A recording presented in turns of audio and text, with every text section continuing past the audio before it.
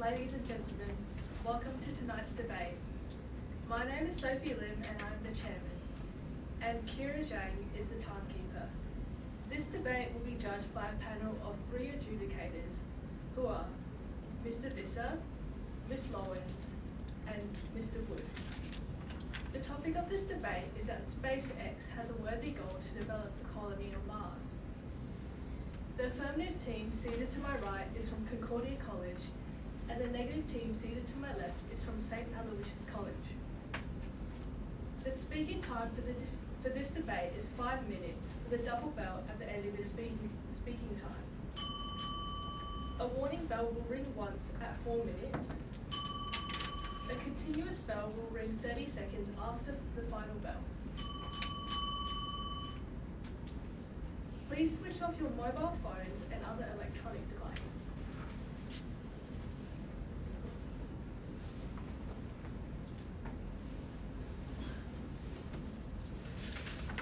I declare this debate open, and I now call upon the first affirmative speaker, Keziah King.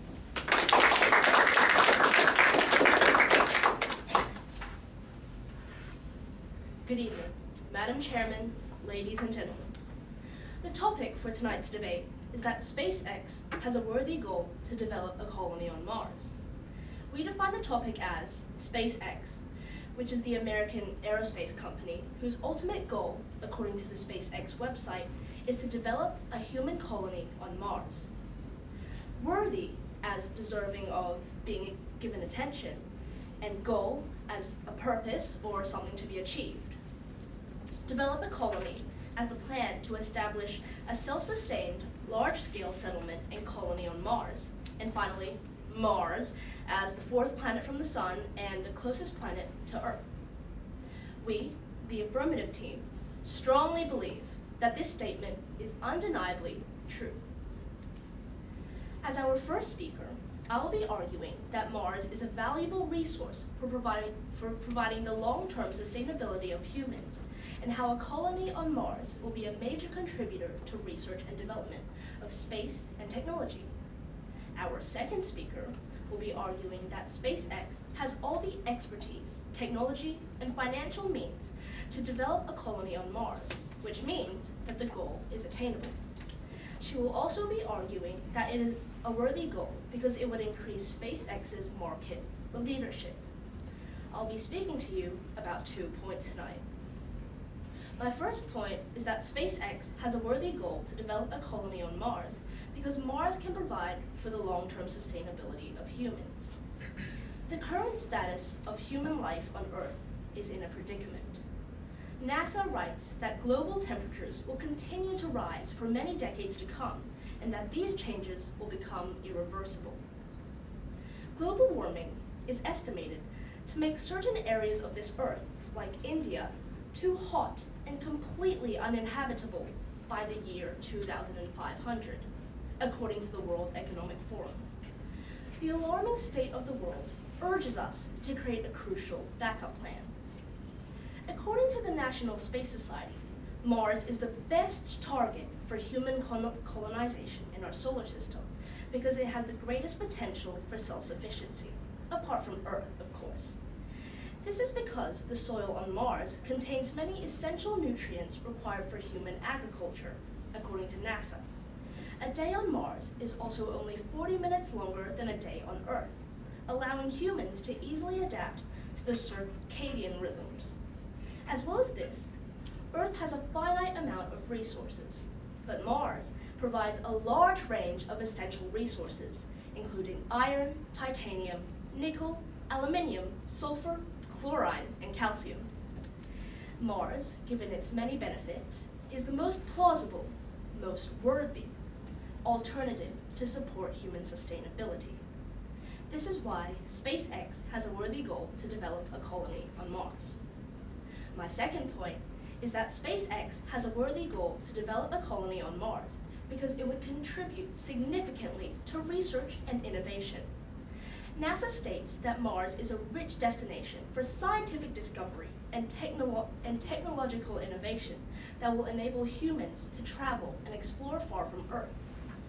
Developing a colony on Mars would facilitate technologies like space mining, according to American political scientist Darrell M. West, which would open up new opportunities for manufacturing, product design, and resource distribution. Moreover, other innovative developments that could be made if we begin to develop a colony on Mars is space tourism. Although it seems unattainable, SpaceX has already been able to make it possible, according to Research FBI. Further statistics show that the space tourism market is expected to expand at a compound annual growth rate of 37.1% from 2022 to 2030, meaning that it would be a multi-billion-dollar market in the next coming decade, reaping benefits for our economy. We have seen the astronomical achievements that humans have attained, from going to the moon, from creating the ISS, and from, going into outer space. Imagine how much more technological innovations we could gain if we colonized Mars. So, Madam Chairman, ladies and gentlemen, in conclusion, we, the affirmative team, wholeheartedly believe that SpaceX does have a worthy goal to colonize Mars. Thank you.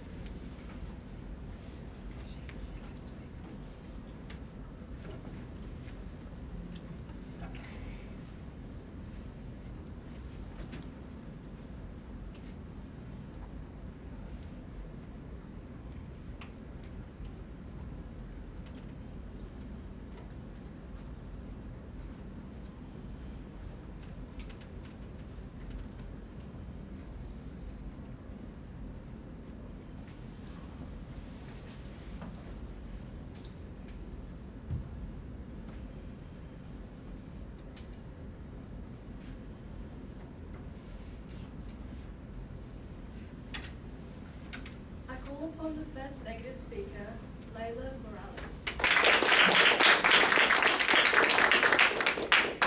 Good evening, Madam Chairman, ladies and gentlemen. The topic for our debate is that SpaceX has a worthy goal to develop a colony on Mars. We agree with the definition given by the affirmative team. However, we, the negative team, firmly believe that this statement is undoubtedly false. I would like to begin my debate by addressing the flaws within the first affirmative speaker's speech. The first affirmative speaker has argued that Mars can sustain the human species. However, this argument overlooks many new and upcoming innovative solutions and improvement to sustainability on Earth. Many sustainable development initiatives, including the UN's Sustainable Development Goal, focuses on optimizing resources and addressing environmental challenges. Wouldn't investing in Earth-based solutions be more practical and cost-effective than the high risk and enormous resource costs associated with developing a colony on Mars? Today, as first speaker, my overall case will be about the significant health risks to the colonists which would inhabit Mars. I will discuss two of many health risks which individuals would experience, highlighting radiation exposure and microgravity effects. Our second speaker, Sachi, will then expand on how colonizing Mars would be wasting valuable money and resources. She will also talk about how Elon Musk's decision-making and leadership skills are unreliable for such an important role. Our third speaker, Gianna, will rebut the opposition and summarize our team case.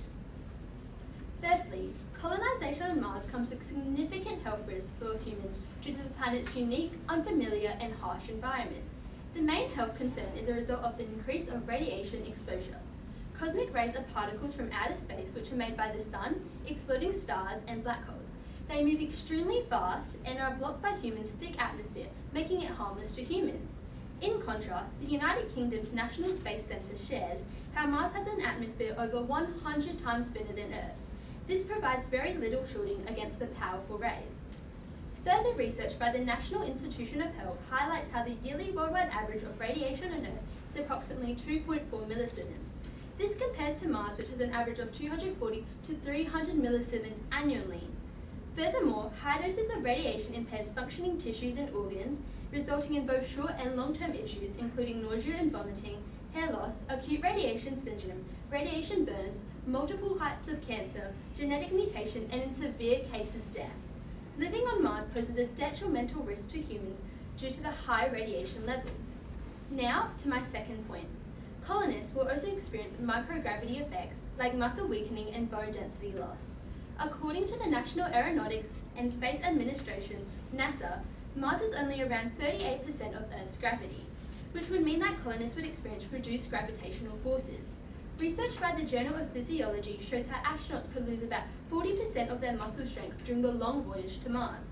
This would leave them at the strength of an 80-year-old person. Reduced gravity can also result in significant bone density loss, leading to conditions such as osteoporosis and osteopenia. A study directed by the McCage Institution of Bone and Joint Health scanned the wrists and ankles of 17 astronauts before, during, and after a stay on the International Space Station. The bone density loss was equivalent to how much they would shed in several decades on Earth. The following year, they rescanned and proved how the astronauts still had not recovered their original bone mass. The International Space Station is just under 90% of Earth's gravity. On Mars, it is 38%. The gravitational field is significantly weaker on Mars, meaning colonists would experience even worse symptoms than the tested astronauts. Additionally, in the likely scenario of an emergency, there would be a limited supply of medical resources and delayed evacuation. If a colonist were to experience an unforeseen illness or injury, there would be a restriction of medical care and supplies, leading to increased severity of the health issue. NASA states that Mars is around 225 million kilometres from Earth, taking about 7 to 8 months to complete a trip. If a colonist had a health risk which is untreatable on Mars, it would take them far too long to arrive safely back on Earth. Moreover, if there was an environmental threat to humans, evacuating back to Earth would be complex and time-consuming. So, Madam Chairman, ladies and gentlemen, reaching for the stars is humanity's greatest aspiration, but our journey must be guided by wisdom and foresight. The quest to colonize Mars should not overshadow our duty to protect the health and safety of settlers. Is it really worth risking human life on a distant, hostile planet? Thank you.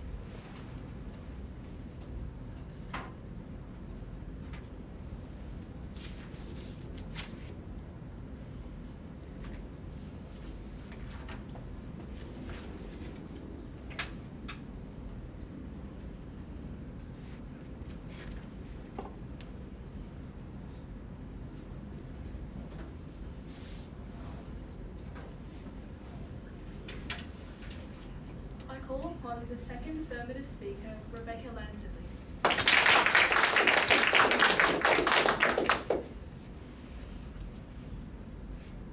Good evening, Madam Chairman, ladies and gentlemen.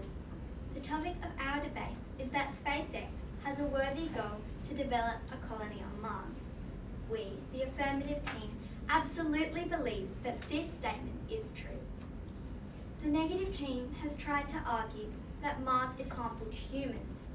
This is false, because according to NASA, technology has been developed to enable humans to live in space, and this technology continues to evolve to eventually enable humans to settle on Mars. The New York Times states that SpaceX is already creating the right conditions for humans to live in, including dome habitats and spacesuits. Clearly, this shows that SpaceX has a worthy goal to develop a colony on Mars. The negative team has argued that there will be health challenges like bone loss or muscle weakening. This is false because technological and safety challenges are inherent in any groundbreaking mission. Take the moon landing, for example. The National Air and Space Museum explains that Apollo program faced technological hurdles, including navigation, rocket design, and entry to space. Yet, despite these challenges, NASA successfully landed astronauts on the moon and brought them back safely and not hurt, providing that such obstacles can be overcome with innovation and determination. Our first speaker has already argued that developing a colony on Mars will support sustainability of humans and that a colony on Mars will contribute to research and the development of space and biological knowledge. Now to my first argument. SpaceX has a worthy goal to develop a colony on Mars as it has the determination, expertise, technological and financial resources for this attainable ambition. According to spaceimpulse.com, the US government agency for air and space development, NASA, has selected 9 US companies to conduct studies for settlement in Mars.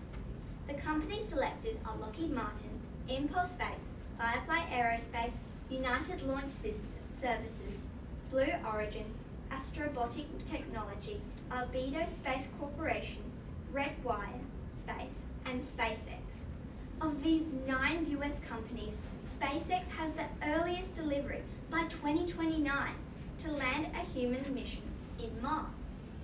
According to AlJazeera.com, China plans to send its first human mission to Mars in 2033, with a long-term plan to build a permanently inhabited base on Mars and extract its resources.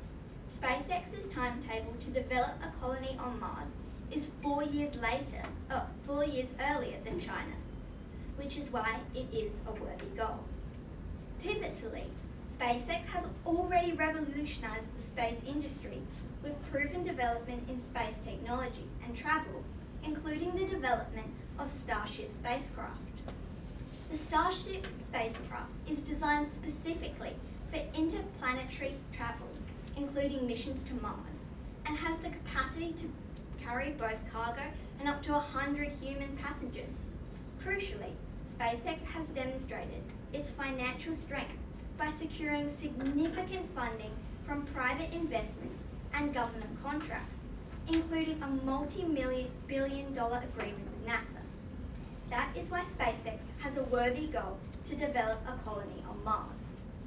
My second argument is that SpaceX has a worthy goal to develop a colony on Mars, as it would solidify its position as the global leader in space exploration and interplanetary travel.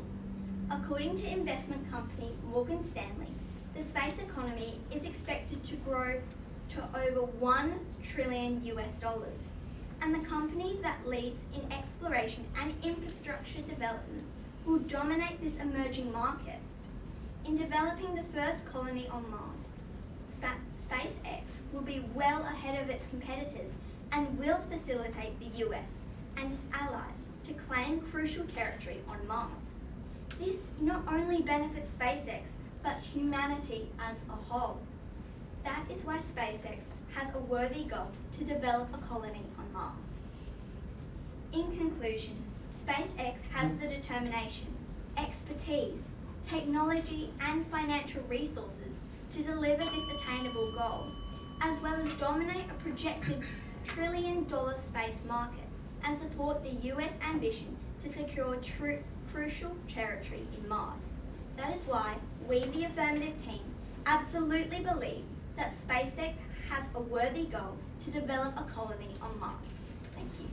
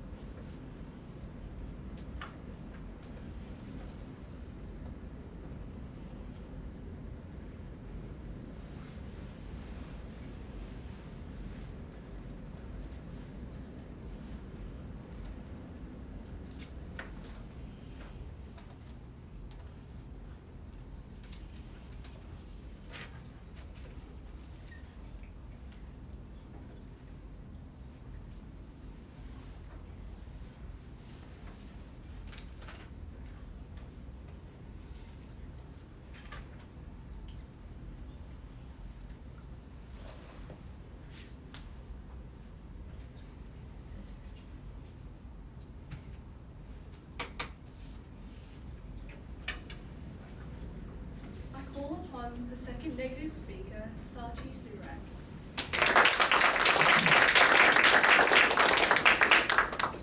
Good evening, Madam Chairman, ladies and gentlemen. The topic for our debate is that SpaceX has a worthy goal to develop a colony on Mars. We, the negative team, believe that this statement is unquestionably false. I will begin by addressing the flaws in the affirmative team's arguments. The second affirmative speaker has suggested that developing a colony on Mars will increase SpaceX leadership. But the question is, are we going to risk the safety of humans and spend billions of dollars just to increase a company's leadership? Furthermore, we should be using this money to address urgent needs on Earth. I will expand on this with my first point. She has also stated that SpaceX has the money and the technology needed to develop a colony on Mars. Although they might have the resources, there are many health risks for humans on Mars, as my first speaker has already elaborated on. The radiation exposure and microgravity on Mars causes harm to humans. Our first speaker has already highlighted the significant health risks of a Mars colony, including cancer, genetic mutation, muscle atrophy, and bone density loss due to radiation exposure and microgravity. Tonight, I will discuss two thoroughly investigated points. Ladies and gentlemen, we stand at a crossroad in human history, a choice between saving our planet or indulging in a cosmic game of survival of the richest. SpaceX's ambition to establish a human settlement on Mars is a tantalizing prospect, isn't it? But let's not get ahead of ourselves. This leads me to my first point. The estimated cost of sending humans to Mars is a staggering $500 billion, as reported by NASA in their 2020 Mars exploration analysis. That's right, ladies and gentlemen, $500 billion to provide a safe haven for the ultra-wealthy 1% in the event of an unlikely apocalypse. Furthermore, NASA's projections report that this expenditure is more than we can realistically manage. To put this into perspective, the World Bank estimates that $150 to $200 billion could end extreme poverty worldwide. The World Health Organization stated in 2022 that $134 billion is needed for universal healthcare coverage. And a 2023 UNICEF report warns that over 50 million children could die from preventable causes like malnutrition and diseases between 2023 and 2050. Given these needs, do we want to save these 50 million vulnerable children or spend the money for building a playground on Mars for the rich and famous? Instead of addressing the urgent needs, SpaceX is pursuing an unaffordable cosmic venture. Now to my second point. Concerned about SpaceX's CEO Elon Musk's decision-making skills and leadership skills raise serious questions about the viability of this project. His tendency to announce ambitious timelines, then revise them from a 2024 crewed mission to Mars to 2028 and then to 2034 raises doubts about his ability to set realistic goals and prioritize resources effectively. Additionally, his history of sudden changes and overpromising, as documented by the New York Times in 2022, leads to uncertainty and instability. And let's not forget about his takeover of Twitter, where he mockingly labeled his drastic 80% staff reduction as the Twitter Hunger Games, demonstrating extreme and controversial approach to management. Critics such as economist Branko Milanovic and journalist Sarah Jeong argue that these moves reflect a self-serving agenda rather than genuine concern for humanity. This is a stark reminder that in his vision of the future, it's every billionaire for themselves. So, who is he really trying to save? Humanity or just himself and his billionaire friends? So, Madam Chairman, ladies and gentlemen, let us not be starstruck by the glittering promises of space colonization while ignoring the critical issues we face here on Earth. While SpaceX's ambition to colonize Mars is certainly grand, if we let our attention drift from tackling inequality and environmental impacts, we risk losing our humanity through our own neglect. Let's not get lost in space, but focus on solving our pressing issues right here and right now. Thank you.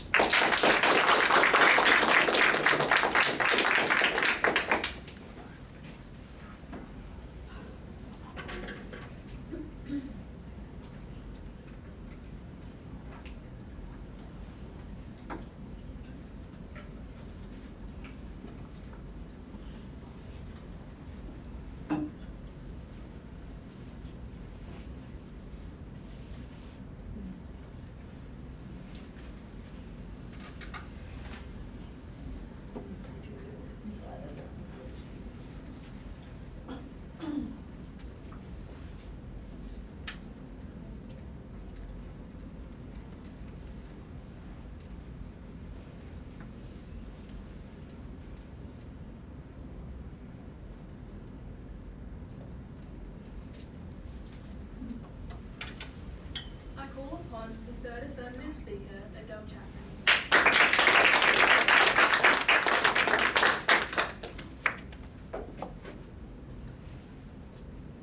Good evening, Madam Chairman, ladies and gentlemen.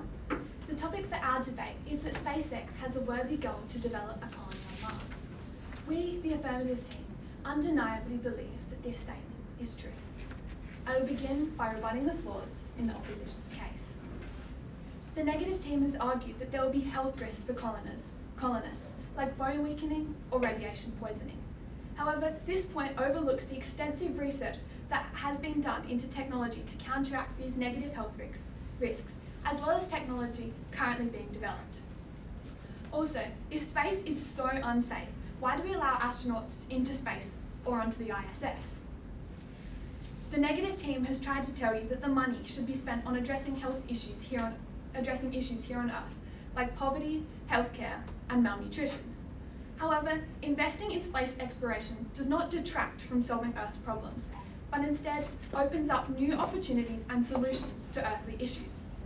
Colonising Mars would drive technology and innovation that can also benefit Earth in areas such as renewable energy, material science, and medicine. For example, in learning how to create a multi-use rocket, could we discover better ways to make cars more sustainable? And in studying how the human body works in different conditions, could we discover treatments for potentially uncurable diseases?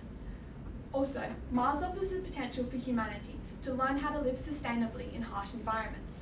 We can then apply this knowledge back here on Earth to help address the environmental challenges we have here.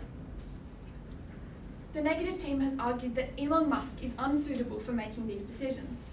However, according to Forbes, Elon Musk does not make all of the decisions relating to SpaceX, but rather the Chief Operations Officer, Wayne Shootwell.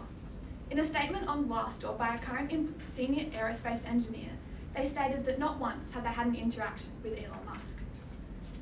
The negative team has argued that Elon Musk is not the right person to manage SpaceX.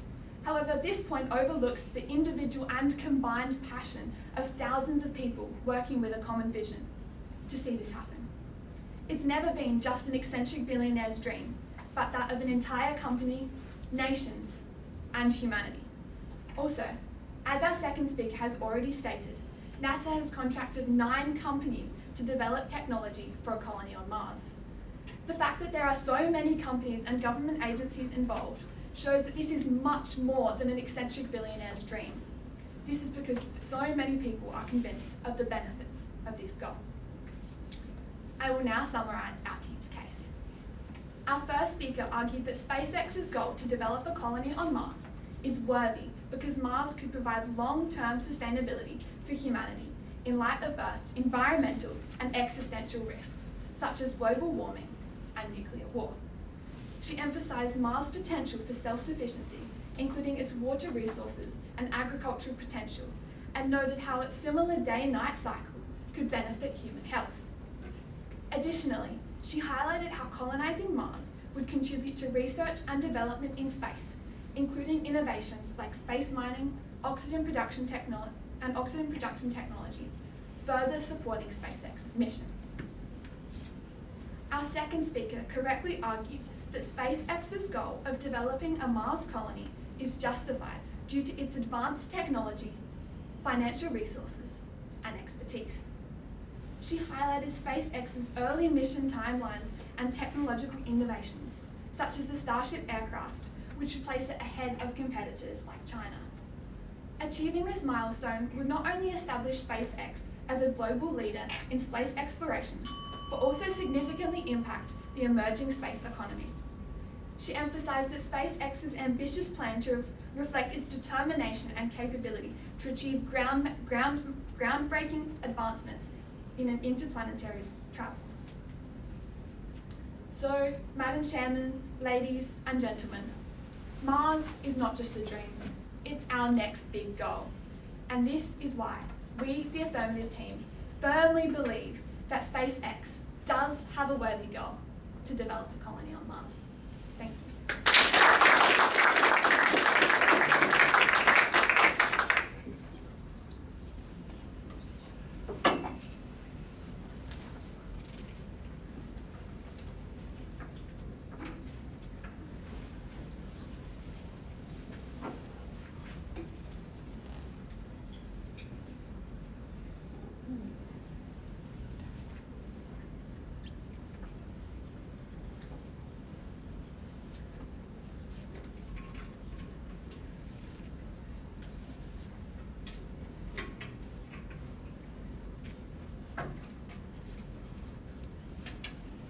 I call upon the third negative speaker, Gianna Diaz.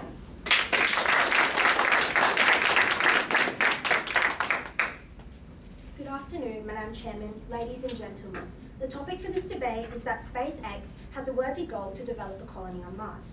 We, the negative team, firmly disagree with this statement. Therefore, we believe SpaceX's ambition to establish a human colony on the red planet is not a goal worth pursuing at this time. The first affirmative speaker thinks Mars colonization will provide solutions for Earth's climate change. This idea is highly speculative. According to NASA, current research indicates that any potential settlement on Mars would be extremely limited in size, far from alleviating the pressures on Earth. Aside from the necessities to sustain life, there are other challenges that people would face if they were to live on Mars, which might not give the best support for humans to live on. Instead, the emphasis should be on making our existing systems more efficient and equitable, rather than investing billions in an uncertain colonization adventure. The first affirmative speaker also claims that Mars colonization will inspire technological innovation. Whilst it's true that ambitious space projects like SO do spur innovation, the most impactful technological breakthroughs often come from addressing pressing, immediate problems on Earth. The focus on Mars colonization might narrow our technological development to solutions specifically tailored to the unique challenges of Mars, potentially limiting broader applications that could benefit Earth directly.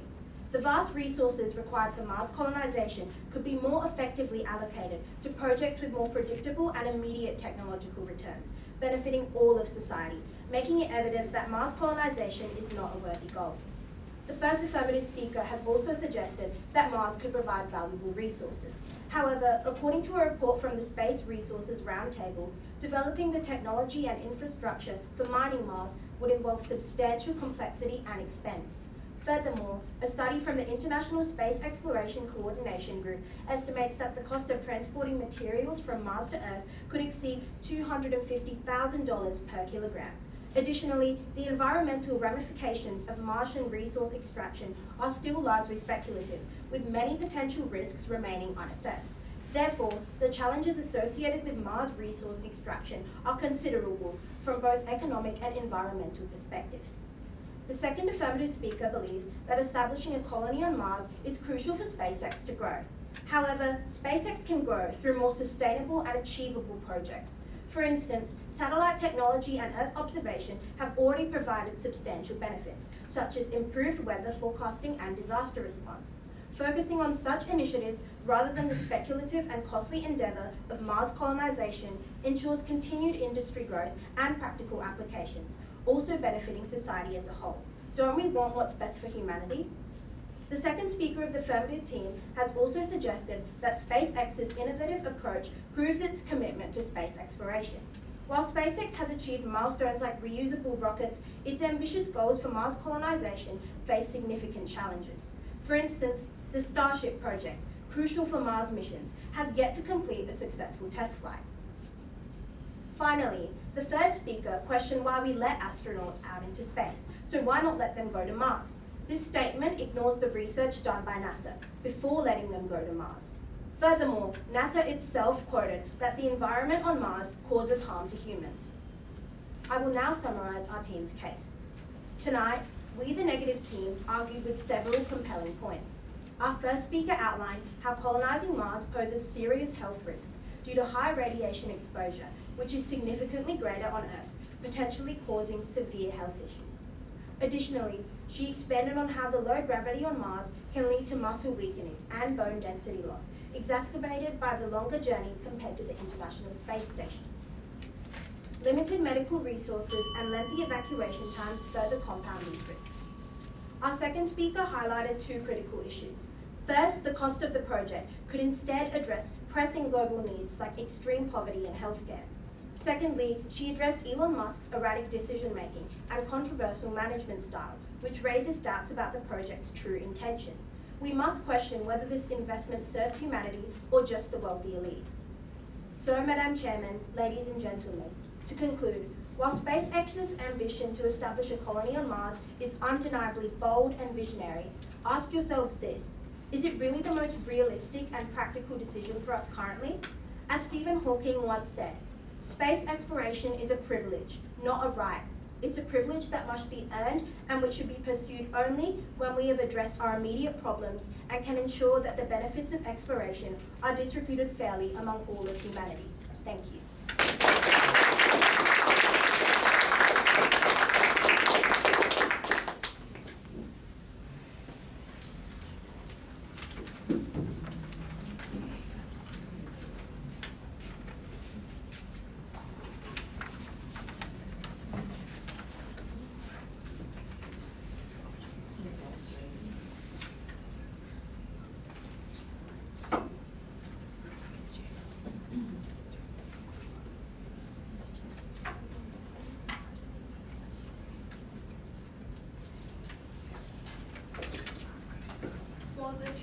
While the adjudicator finalises the result, I will read this evening's chairman's notices, but there's none.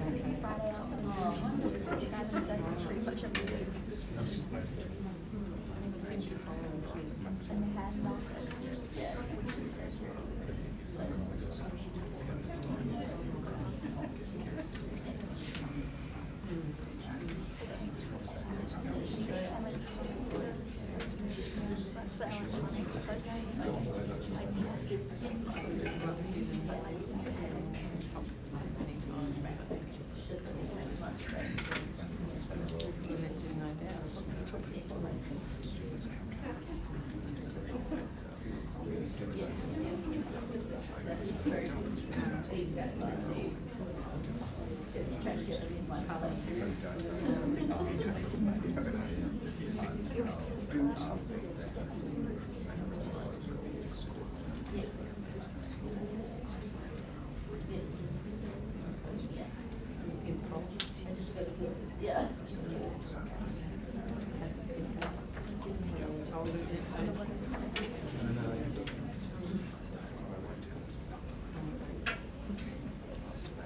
I now invite the adjudicator, Mr. Visser, to come forward.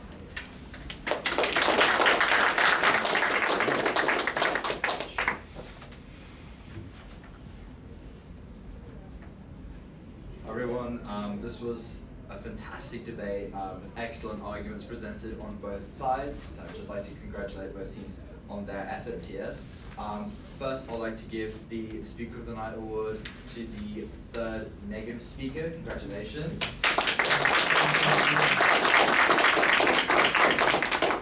And by split decision, the winning tonight goes to the negative team. Congratulations.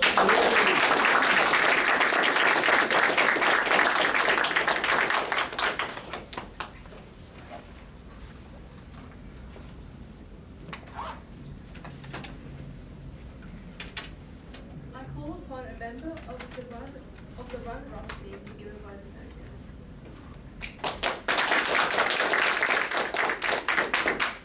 We, Concordia College Blue, would like to thank the chairman, the timekeeper, and St. Aloysius College for a very awesome and very engaging debate. We would also like to thank the parents, coaches, and adjudicators in this room who came and helped us and supported us. And lastly, we would like to thank Nazareth College and Debating SA for supporting us young debaters.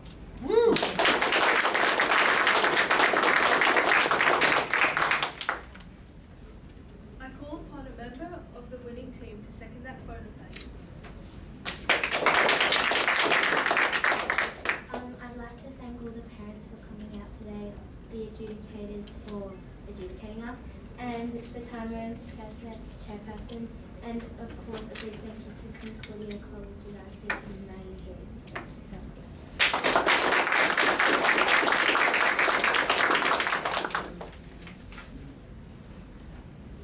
Ladies and gentlemen, thank you for attending. I declare this debate closed.